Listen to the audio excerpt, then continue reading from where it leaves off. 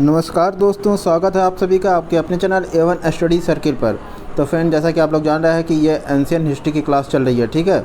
तो इसमें अब तक हमने 398 क्वेश्चन कंप्लीट करा रखे हैं, ठीक है। तो आज की वीडियो स्टार्ट होती है 399 क्वेश्चन से, ठीक।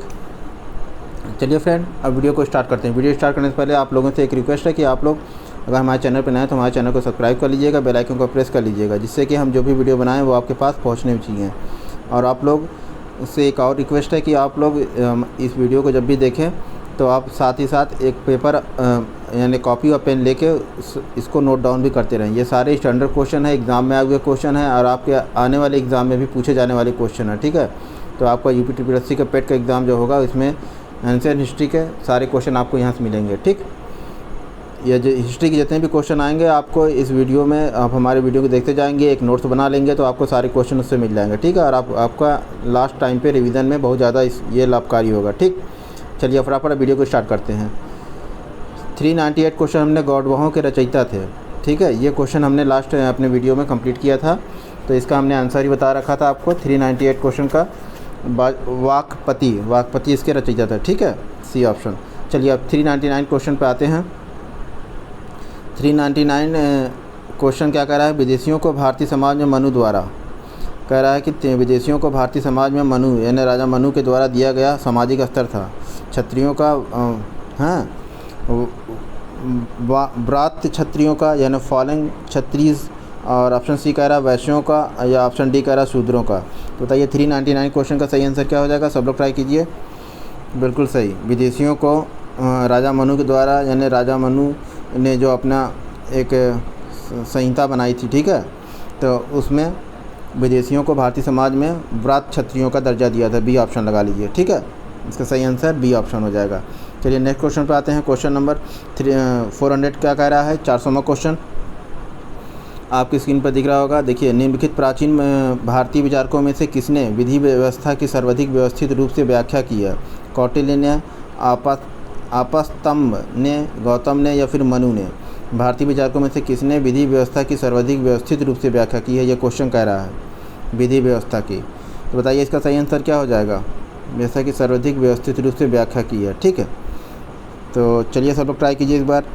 बिल्कुल सही, मनु ने, राजा मनु ने ही विधि व्यवस्था की सर्वाधिक व्यवस्थित रूप से व्याख्या की है, ठीक है। तो हालांकि इस पर बहुत विरोधाभास है, डिस्प्यूटेड है मनु संहिता, लेकिन तत्कालिक समय में राजा मनु की विधि व्यवस्था जो थी वही लागू थी, ठीक है। चलिए ये हो गया 400 क्वेश्चन। और 401 क्वेश्चन, निम्नलिखित में से किस राजा ने मान सोल्लास शीर्षक ग्रंथ की रचना की थी? ये क्वेश्चन कह रहा है किस राजा ने मान सोल्लास ग्रंथ की रचना की थी। 4 ऑप्शन आपको दिख रहे होंगे आपको। अच्छा, ये क्वेश्चन इसमें मिसप्रिंटिंग हो गया है। चलिए हम बता दे रहे हैं आपको 4 ऑप्शन इसका क्या है। ऑप्शन नंबर ए है, हम लिख दे रहे हैं। ऑप्शन नंबर 1 क्या है? राजा भोज ने, भोज। ऑप्शन नंबर 2 क्या है? महेंद्र वर्मन ने, महेंद्र वर्मन, ठीक, महेंद्र वर्मन।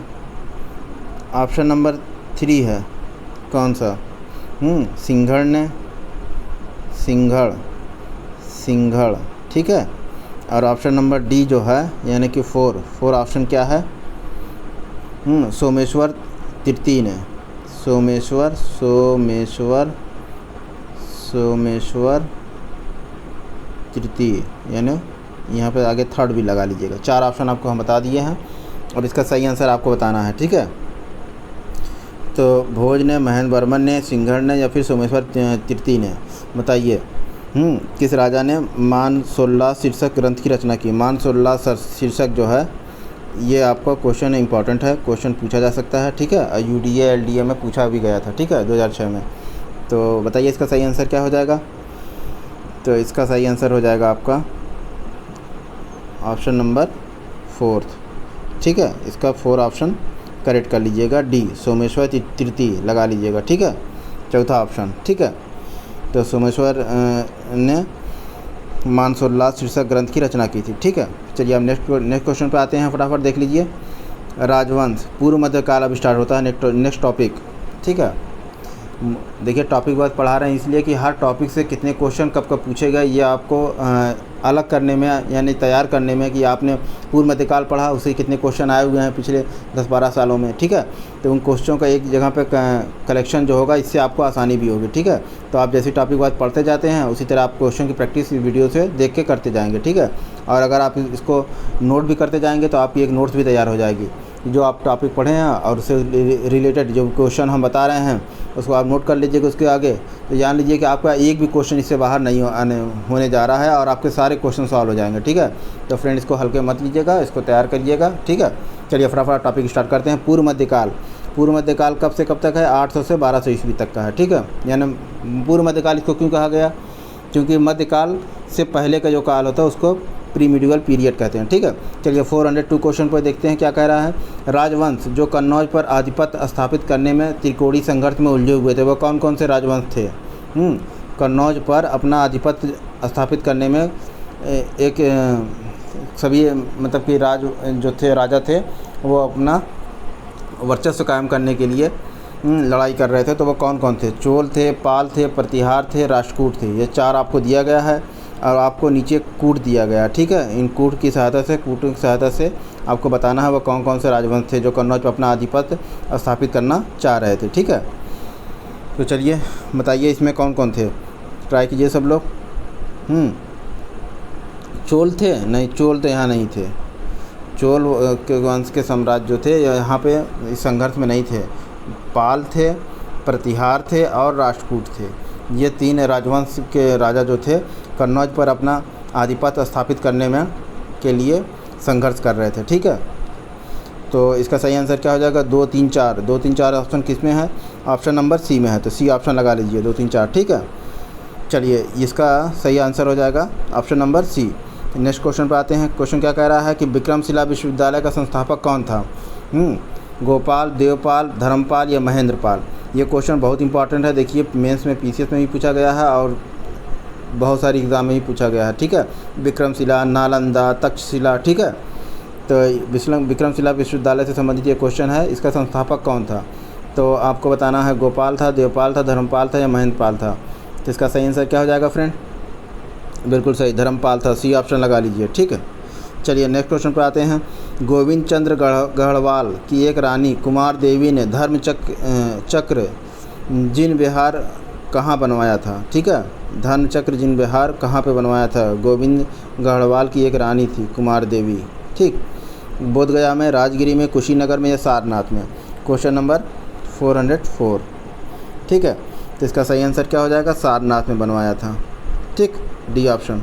रानी कुमार देवी ने धर्मचक्र जो है धर्मचक्र परिवर्तन, आपको पता है जहाँ महात्मा बुद्ध ने प्रथम अपने उपदेश दिए थे वो वाराणसी के से आगे मतलब वाराणसी जिला में पड़ता है सारनाथ, ठीक है।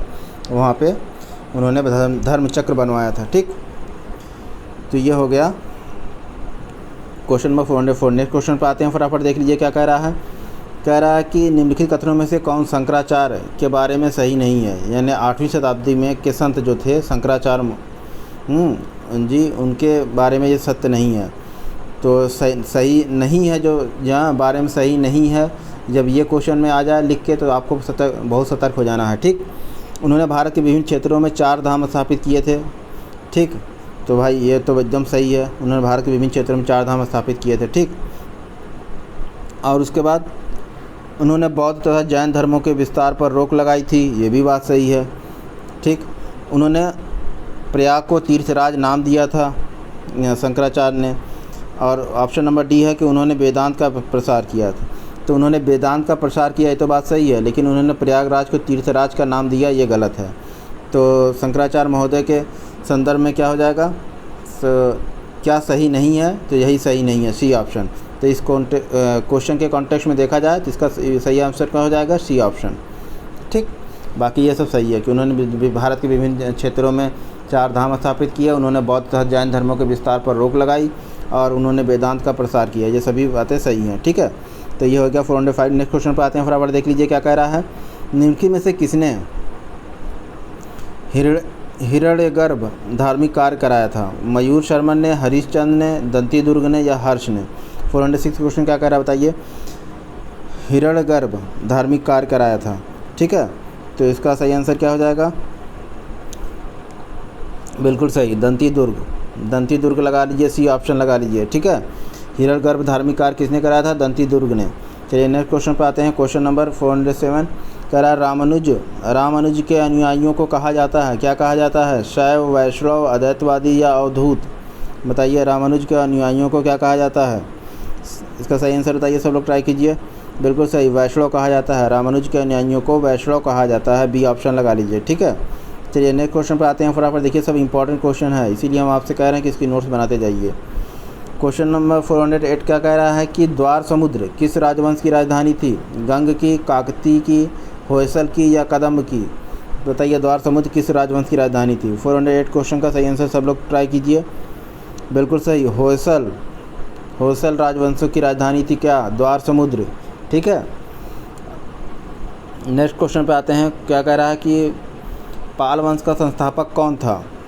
क्वेश्चन कह रहा है कि पाल वंश का संस्थापक कौन था? धर्मपाल, देवपाल, गोपाल, रामपाल? ठीक है, तो बताइए इसका 409 क्वेश्चन का सही आंसर क्या हो जाएगा? सब लोग ट्राई कीजिए। 409 क्वेश्चन, पाल वंश का संस्थापक बिल्कुल सही, गोपाल था, सी ऑप्शन लगा लीजिए। गोपाल जो था वो पाल वंश का संस्थापक था। ठीक है, तो चलिए नेक्स्ट क्वेश्चन पे आते हैं। 410 क्वेश्चन पे आते हैं, फटाफट देख लीजिए क्या कह रहा है। अरे इसमें थोड़ा सा मिस प्रिंटिंग हुई है, तो थोड़ा सा इसको हम जूम कर देते हैं और आपको बोलते जा रहे हैं, आपको समझ में आ जाएगा। ठीक है, क्वेश्चन नंबर 410 क्या कह रहा है कि किसकी? क्वेश्चन नंबर 410 क्या कह रहा है कि कदम के राजाओं की राजधानी, जो कदम थे, कदम के राजाओं की राजधानी कहाँ है, ये आपसे पूछ रहा है। ठीक है, तो बहुत अच्छा क्वेश्चन है और आपके एग्ज़ाम में पूछा गया क्वेश्चन है। ठीक है, और आने की संभावना भी, अगर स्टैंडर्ड पेपर बनता है, टफ क्वेश्चन पेपर बनाते हैं, तो ये आप मान के चलिए ये सब क्वेश्चन पूछे जा सकते हैं, क्योंकि ऐसे क्वेश्चन आप सुने नहीं होंगे तो आपको लगेगा ये स्ट्रीम है ही नहीं, कहाँ से पूछ लिया।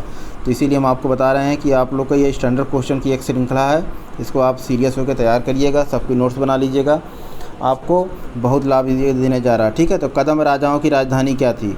तो ऑप्शन नंबर ए कह रहा है तंजौर थी, ऑप्शन बी बनवासी थी, ऑप्शन सी कांची थी, ऑप्शन डी बदामी थी। तो कदम राजाओं की राजधानी क्या थी? बिल्कुल सही, बनवासी थी, बी ऑप्शन लगा लीजिए। देखिए हमने क्वेश्चन ऑप्शन सब बोल दिया है, इसलिए अगर आपको नहीं दिख रहा होगा तो आप उसको नोट भी कर लीजिएगा। ठीक, चलिए नेक्स्ट क्वेश्चन पे आते हैं। 411 क्वेश्चन क्या कह रहा है? समकालीन समाज के पाखंड एवं भ्रष्ट आचरण को उद्घाटित करने के लिए अनेक ग्रंथों के लेखक थे, कौन कौन थे? क्षेमेंद्र थे, मेरुतुंग थे, राजशेखर थे और शोड्डल थे। बताइए इन चारों में से कौन थे? समकालीन समाज के पाखंड और भ्रष्ट आचरण को उद्घाटित करने के लिए, यानी कि उनको बाहर लाने के लिए अनेक ग्रंथों के लेखक थे, जिन्होंने अनेक ग्रंथ लिखे। तो क्षेमेंद्र थे, राजशेखर थे, मेरुतुंग थे और शोड्डल थे। इसका सही आंसर बताइए 411 के क्या हो जाएगा? सब लोग ट्राई कीजिए। तो बिल्कुल सही, इसका ऑप्शन नंबर ए क्षेमेंद्र थे। ठीक है, ये ऑप्शन लगा लीजिएगा। नेक्स्ट क्वेश्चन पर आते हैं। कह रहा है कि 412 क्वेश्चन कह रहा है कि किस चंदेल राजा का एक अन्य नाम लक्ष्मण वर्मन था? हाँ, एक अन्य नाम लक्ष्मण वर्मन था, किस चंदेल राजा का? 4 ऑप्शन आपको दिख रहे होंगे, नहीं दिख रहे हैं तो हम बोल दे रहे हैं। ठीक है, एक option number A Dhanga, option number B Harsha, option number C Vakpati, option number D Yashovarman. तो बताइए 412 क्वेश्चन का सही आंसर क्या हो जाएगा? चंदेल राजा एक अन्य नाम लक्ष्मण वर्मन था, तो इसका सही आंसर क्या हो जाएगा? बिल्कुल सही, यशोवर्मन, डी ऑप्शन लगा लीजिए इसका। ठीक है, यशोवर्मन, यानी किस चंदेल राजा का एक अन्य नाम लक्ष्मण वर्मन था? तो यशोवर्मन का जो राजा था चंदेल वंश का, उसने अपना एक और नाम लक्ष्मण वर्मन रखा था। देखिए ऐसा क्वेश्चन पूछा जाता है। ठीक है, ये सब आने वाले क्वेश्चन हैं और आए भी हैं। देखिए यूपीए, यूडीए, एलडीए का एग्ज़ाम होता है जो, उसमें पूछा गया क्वेश्चन 2006 में। चलिए नेक्स्ट क्वेश्चन पे आते हैं। कह रहा है कि निम्नलिखित में से कौन त्रिकोणात्मक संघर्ष का हिस्सा नहीं था? त्रिकोणात्मक संघर्ष का हिस्सा नहीं था, हमने ऊपर क्वेश्चन में आपसे पूछा है। और त्रिकोणात्मक संघर्ष कहाँ किसके लिए हुआ था? कन्नौज के लिए हुआ था। तो प्रतिहार थे, हाँ बिल्कुल थे, राष्ट्रकूट थे, प्रतिहार थे, ठीक, राष्ट्रकूट थे और पाल थे। ठीक, ये तीनों थे। कौन त्रिकोणात्मक संघर्ष का हिस्सा नहीं था? देखिए नहीं की बात जहाँ आए तो थोड़ा सा आपको सजग हो जाना है। तो चोल नहीं थे, ये चोल वंश के लोग इसमें त्रिकोणात्मक संघर्ष का हिस्सा नहीं थे। तो प्रतिहार, राष्ट्रकूट और पाल, ठीक है, ये तीनों थे। तो इस क्वेश्चन के कॉन्टेक्स्ट में इसका सही आंसर क्या हो जाएगा? डी ऑप्शन लगा लीजिए, चोल। ये चोल लोग नहीं थे, चोल वंश के लोग, ठीक है।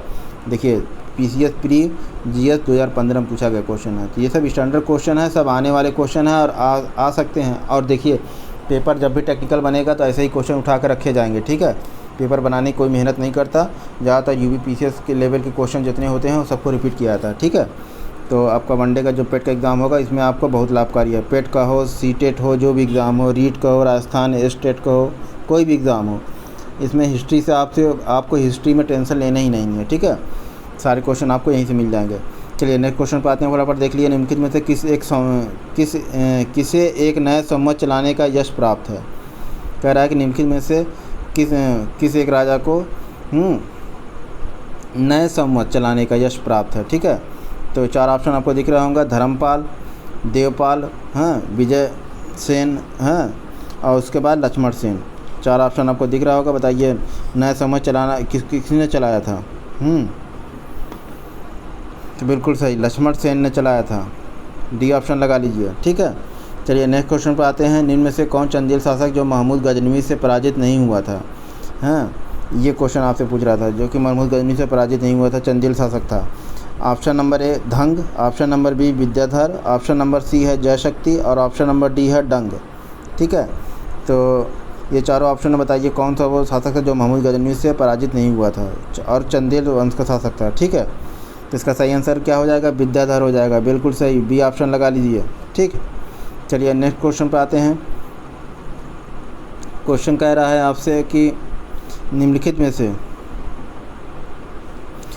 से कौन अपने पिता के अभियानों के क्रम में सैनिक छावनी में पैदा हुआ था, ठीक है। ये भी क्वेश्चन देखिए, अब थोड़ा सा मिस प्रिंटिंग है, जो भी हम बोल दे रहे हैं, ठीक है। निम्नलिखित में से कौन अपने पिता के अभियानों के क्रम में सैनिक छावनी में पैदा हुआ था? ये क्वेश्चन आपका है, ठीक है। अब इसका 4 ऑप्शन आपको दिख रहे होंगे। ऑप्शन नंबर ए अमोघ वर्ष हैं, अमोघ वर्ष राष्ट्रकूट, ऑप्शन नंबर बी भोज परमार, ऑप्शन नंबर सी, ठीक, धर्मपाल, और ऑप्शन नंबर डी नागभट्ट द्वितीय परिहार, ठीक है। तो बताइए इनमें से कौन अपने पिता के अभियानों के क्रम में सैनिक छावनी पैदा हुआ था? तो इसका सही आंसर क्या हो जाएगा? अमोघ वर्ष राष्ट्रकूट, यानी राष्ट्रकूट वंश का शासक था अमोघ वर्ष, ठीक है। चलिए छावनी में पैदा हुआ था, यही। नेक्स्ट क्वेश्चन पे आते हैं। 470 क्वेश्चन का जेजाग भुक्ति, ये प्राचीन नाम था। जेजाग भुक्ति जो है ये प्राचीन नाम था किसका? बघेलखंड का, बुंदेलखंड का, मालवा का या विदर्भ का? इसको आपको जेजाग भुक्ति प्राचीन नाम था। 4 ऑप्शन आपको दिख रहे होंगे। तो इसका किसका नाम था? ये प्राचीन नाम था। सबसे पहले मतलब प्राचीन काल में इसको जेजाग भुक्ति के नाम से जाना जाता था, वर्तमान में इसको बुंदेलखंड के नाम से जाना जाता है, ठीक है। तो बुंदेलखंड का ही प्राचीन नाम था जेजाग भुक्ति, ठीक।